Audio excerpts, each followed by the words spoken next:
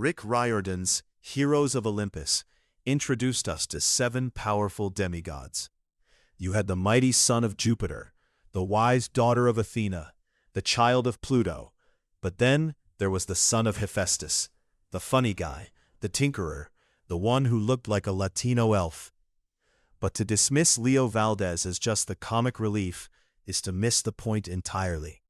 Because underneath the jokes and the tool belt is arguably the most complex, tragic, and ultimately heroic character in the entire series. This is the alchemy of Leo Valdez, how he turned a lifetime of pain into fire, friendship, and a literal new life. His core wound is catastrophic. At 8 years old, the primordial goddess Gaia visited his mother's workshop. Young Leo, trying to protect his family, unleashed his nascent fire powers and lost control. The resulting fire killed his mother. Imagine that burden. Your first act of power destroys the person you love most. His own family called him a Diablo and cast him out. This is the foundation of Leo Valdez, a boy who believes he is dangerous, unwanted, and fundamentally alone. He spent years bouncing through foster homes, and he developed a survival strategy. As he himself puts it, if you cracked jokes and pretended you weren't scared, you usually didn't get beat up. Humor was a good way to hide the pain. We can see this in The Lost Hero. When his new friends start learning about his past, Piper notices something strange. Leo starts talking about his childhood babysitter, who was actually the goddess Hera in disguise, calling her his psycho babysitter. Piper sees right through it. She recognizes that Leo's humor isn't just humor, it's a shield. Every time the conversation gets too close to his real pain, he deflects with a punchline. He tells us exactly why later, and it's one of the most honest things he ever says. Which brings us to his fatal flaw, and it's not excessive pride or loyalty to friends.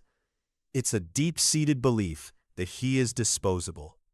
The seventh wheel complex. On the Argo 2, everyone is paired off. Jason and Piper, Frank and Hazel, Percy and Annabeth. And then there's Leo. He is the glue, the mechanic, the repair boy. He is essential to the ship's function, but he feels separate from its soul. This isn't just teenage angst. When the goddess Nemesis offers him a deal to save his friends, he takes it, fully aware he'll lose something valuable. But when Percy and Annabeth fall into Tartarus, Leo immediately internalizes it. His choice, his fault. He is so conditioned to be the problem that he can't see he's the solution. He tells himself he's ugly, unlucky, and unlovable. He flirts with every girl he sees, Thalia, Keone, Hazel, not because he's a womanizer, but because he is desperately seeking proof that he is worth something. And that desperate search for proof that he matters, that need to be chosen, shaped everything about who he became. Because Leo is a fascinating paradox. He is simultaneously the most mythic and the least mythic character in the series. He's the most mythic because his backstory reads like a straight-up Greek tragedy. His childhood babysitter was actually Hera, putting him in life-threatening situations to test him without his mother's knowledge. Divine manipulation disguised as care. But he's also the least mythic because his power isn't a sword or a spell. His power is making stuff. He doesn't just fight monsters, he builds a warship. He doesn't just befriend a Pegasus, he rebuilds a steampunk dragon. In a world of ancient prophecies, Leo speaks the language of machines. He gets along better with gears than with people. This isolation is heartbreaking, but it also makes him indispensable. He is the modern world fighting against the old one. The boy who couldn't be chosen by people.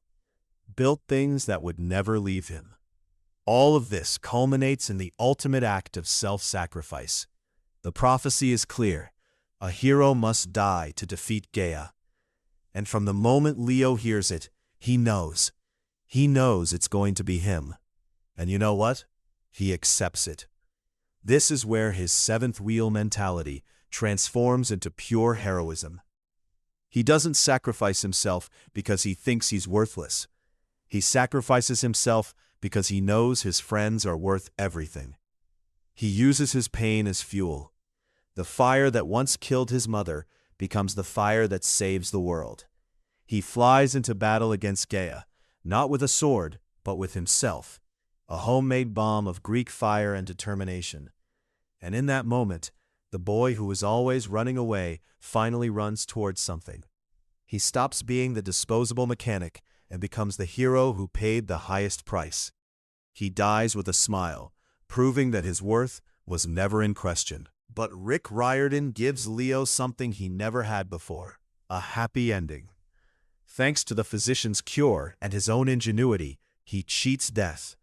He flies back to Ogygia, rescues Calypso, and sails off into the sunset. It's a punchline, fitting for the court jester, but it's earned. Leo doesn't just get the girl, he gets a future. He gets to stop running. He gets to be loved, not for what he can build or fix, but for who he is. He is the only one of the 7 who truly dies for the cause, and the only one who gets to literally fly away from it all. Leo Valdez teaches us that heroism isn't about being the strongest or the most powerful. It's about taking the worst parts of your story, the pain, the guilt, the loneliness, and forging them into something that protects the people you love. He is the flame that warms, the mechanic who builds, and the friend who laughs so he doesn't cry. He is, and always will be, the dread pirate Valdez, Supreme Commander of the Argo II. What's your favorite Leo moment? Comment below. Subscribe for more Percy Jackson content.